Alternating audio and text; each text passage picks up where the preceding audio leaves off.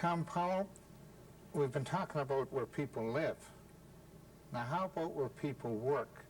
What should be concerned about fires in the workplace? Well, there's a number of concerns there, Gord. People should be aware of the special hazards to be considered. There's alarm systems, and whether there is an alarm there or not, and there's exits, there's the types of extinguishers that are in the building and what they're capable of. Jim explained earlier the classifications, and you should ensure that whatever extinguisher you have available in your building has a classification of A, B, and C on it, or has the correct classification for the hazard that's in the building. There's one other classification on the fire extinguisher that Jim hasn't mentioned, and you may find a Class D. And a Class D covers metal fires. But they're not not used greatly at all in the home. In fact, you won't see them in the home, but you'll see them in the workplace. And I suppose, Jim, what's just as important, too, is that everybody that works in that building should know which fire extinguisher works where and how to work it, eh? Yes, they should, Gord. It's extremely important to see where the extinguishers are near your work area, to read the directions on them. Most extinguishers nowadays work the same way. They used to be a number of ways they worked. Used to have the soda acid type you turned upside down, but basically all fire extinguishers nowadays work in the same fashion as this one. You pull a pin and squeeze the lever on top, and it shoots the extinguishing agent out the nozzle. But they should really look around and make sure they know which extinguishers there are. This is a multi-purpose extinguisher. There are extinguishers for A-type fires only. There are extinguishers for B and C-type fires only. They should make sure which extinguisher they may need and where they're going to use it. But, Tom, I guess this should be a responsibility of management to make sure, A, that there's a fire committee or somebody in the building that knows what to do in the case of a fire, and also that he or she can give some training to the people that work there so that they know what to do. Well, there are requirements, Gord, in the Ontario Fire Code for fire plans and for evacuation procedures and for good housekeeping and fire safety in the workplace. So there's plenty of guidance there for the owner and the manager of the building. And anybody that needs any information, all they do is call Jim McDonald. That's what Jim and his crew are for. That's what they have the fire prevention section of the Scarborough Fire Department for. That's good. Okay, Jim, how about, I don't know, I'm thinking, for instance, of people in the fall that burn up their leaves and so on in the backyard, and maybe they have they're doing some construction, minor construction work around, and they burn the wood and so on.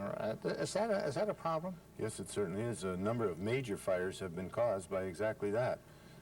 If it's a windy day, of course, the leaves or whatever trash or rubbish they're burning up can be blown to wherever and start a fire on a neighbor's property. We recently, in Markham, had a major fire in a new subdivision from people burning cuttings from construction, pieces of wood. It's common for the construction workers to just light a little fire. That's the easiest way to get rid of it. It's a lot cheaper than paying to have it trucked away. It's illegal. You're not permitted to burn outdoors without approval by the chief fire official. Now, I can't have like a bonfire in my backyard. You could have a bonfire. I'm not talking about a barbecue now. I'm talking about a bonfire. I was going to say you could have it if you're cooking. You cannot have a bonfire in your backyard. Even to cook hot dogs. Like if I want to play camp in the backyard.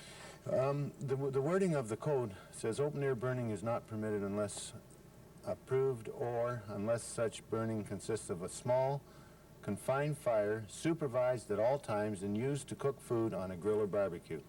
Other than that, if we receive a complaint, we send a truck to put it out. Okay, but if for some reason or other somebody wanted to do this, say in a park in connection with some sort of an event or something, you know, they could get permission, and then the fire department, I suppose, would check into what their plans are and where it's going to be held and all the rest of it. Is that right? Yes, as a matter of fact, we recently did a survey of the City Scarborough Parks for the director of the Parks Division, and we've given permission to burn in certain places where they have these open fires so that people can cook wieners or whatever. Tell me this, Chief, if I phone in, and I had this happen at our house just once, thank goodness, and I was impressed. That's the only word I can say. with the promptness and the efficiency of the Scarborough Fire Department. It was just fantastic. It happened about 3 o'clock in the morning in January, which was extremely cold day, and they were there, and they even wiped their feet off before they came in the house. What is your time for response to a fire? What do you try to aim at? Well, first of all, Gord, thank you very much for those very kind comments.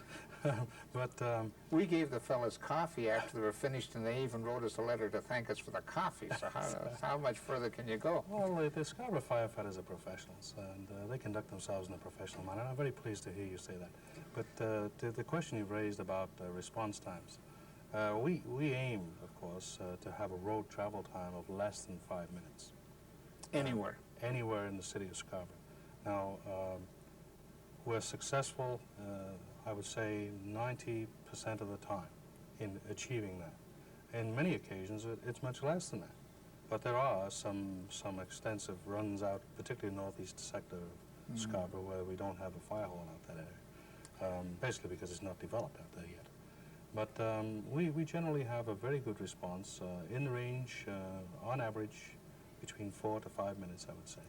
Jim, do you find that people have a tendency to try and put their own fire out when it's a small one? Let's say a Chesterfield starts to burn because somebody's dropped a cigarette down the back, and don't call you early enough. Does that ever happen? It frequently happens. They believe they've got it out, but they haven't. And particularly, I'm glad you mentioned the Chesterfield with the cigarette, because that's a frequent cause of a fire which you could say has rekindled. The people thought they had it out, and really it wasn't, because it was still smoldering deep down, and it reignites. People should always call. If they have a small fire and they think they have it out, they should call us and tell us that they've had a small fire, they think they have it out. We will come and check. Instead of the full response on a situation like that, we'll normally just send one vehicle, and it will go there on what we call Code 5, which means no siren. But they'll come and check to make sure that the fire actually is out. But people should always call. But you'd rather go and find out that there's no fire than it would be to wait and go along and find it's a major conflagration. Yes, sir. One of the major fires in the United States was a Chicago school fire where they tried to put it out by themselves.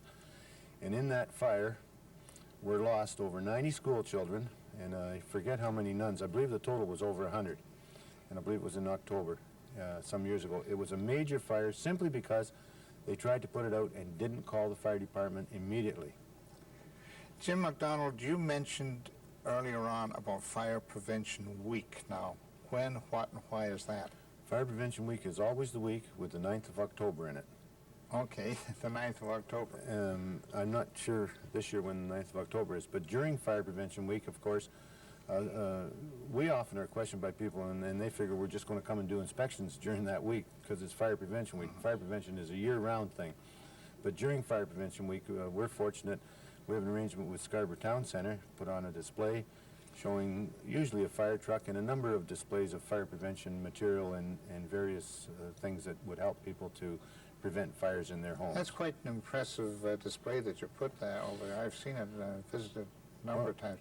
Do you only put it on in the one place, just in the Scarborough Town Center? Scarborough Town Center is the only place presently big enough that we can put in one or two fire trucks and so on. We do attempt, and it's staff permitting, in the shopping center permitting, we do attempt to put on smaller displays in each covered mall. How about when you come around, as you mentioned, coming around to the houses and walk in to check my home to see if it's fire safe? What kind of response do you get from people on that? We have a very positive response. People are usually quite happy to see us, and they're also quite happy to receive the tips that we may give them or point out the hazards that they may have in their home. People are very receptive to the fire department, I'm pleased to say. One of the major things we try to point out to them, though, is to prevent the cooking fires, because they're a major hazard all the time. Has the fireman, the firefighter, got the right to go into my home? No, they don't. They ask your permission. Could I actually stop them if I wanted to be foolish? If you wanted to be foolish, you could stop the firefighters. Our operations division does not have the right of entry.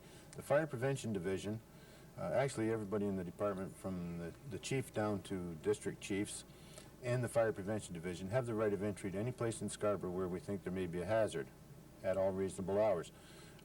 Fortunately, we we don't have to count on our right of entry because people are always happy to see us because we're there to help them. Anybody that would refuse entry under those circumstances, I would say, would be a very, very foolish person. As I say, we're there to help them. Yeah. We're not there to do anything bad to them. We're there to help them. That's right. Chief Powell, there's also a display, I think, a Metropolitan Toronto display down at the Canadian National Exhibition. Is there not every year? That's correct, Gord. This year we had the 6 cities cooperating, putting together a display at CNE. And it was a tremendous success. There was thousands and thousands of visitors to that display. All 6 cities participated in staff and in displays, setups and what have you. And it was a tremendous effort. In fact, it was so successful that we've all resolved to go back and try it again this year at the CNE. Oh, well, I mean, any opportunity you have to get the message across, why not? Absolutely. Fire prevention is the key. Have you any, I'm just asking you for a ballpark figure because I didn't give you an opportunity to look this up before you came over. But have you any idea of, in Scarborough, like the number of fires or the dollar value in a year that you might? We run about 13,000 calls a year. 13,000 calls in Scarborough alone? Yes. That's a lot. Now, in those calls is everything from traffic accidents to medical calls to false alarms to actual fires that we probably get down in, we'll be talking in the hundreds range. Okay, and of course the dollar value must be fantastic too when you start and add that all up. Well, it can range, it's ranged up as high as $7 or $8 million in fire loss. A down fire? To a fire, yes. Yeah. We've had a fire recently, in recent years, that's cost us millions of dollars, and that was the Zina Lumber Company, of course. Yeah. That was a major loss. Jim, I'm going to give you a minute all to yourself. Really? If you want to talk to the people of Scarborough about fire prevention, what's the message that you'd like to give them? Well, thank you, Gord. I think because I believe, I watch your program, you may be interested to know, and I believe that a lot of people in homes watch it. So there's a major message I'd like to give to people in the homes.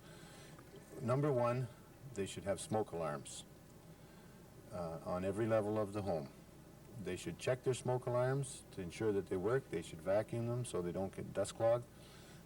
That's the major thing that's going to save their life in the event of a fire. Number two, I would like to suggest that people should have a small fire extinguisher, such as I've shown.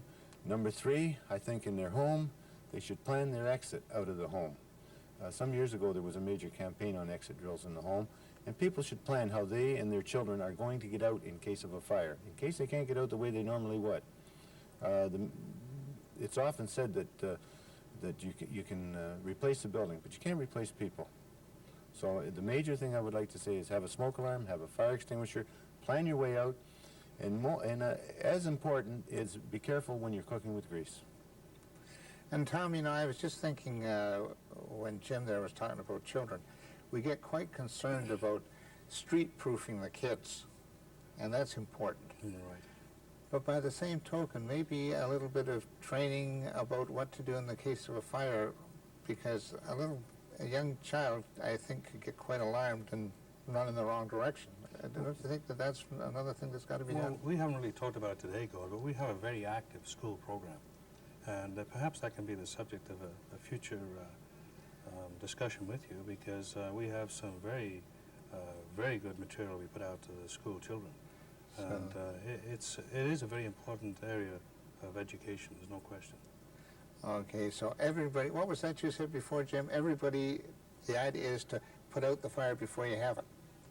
As my son said, my dad puts out fires before they start. And that's everybody's responsibility. Everybody should have that responsibility. Thank you very much. We've had as our guest Fire Chief Tom Powell and the Director of Fire Prevention for the Scarborough Fire Department, Jim McDonald. And thank you very much, gentlemen, and thank all the members of your staff for the wonderful job they do. Thank you, Gord. I'm Gord Ashbury. Until the next time, so long for now.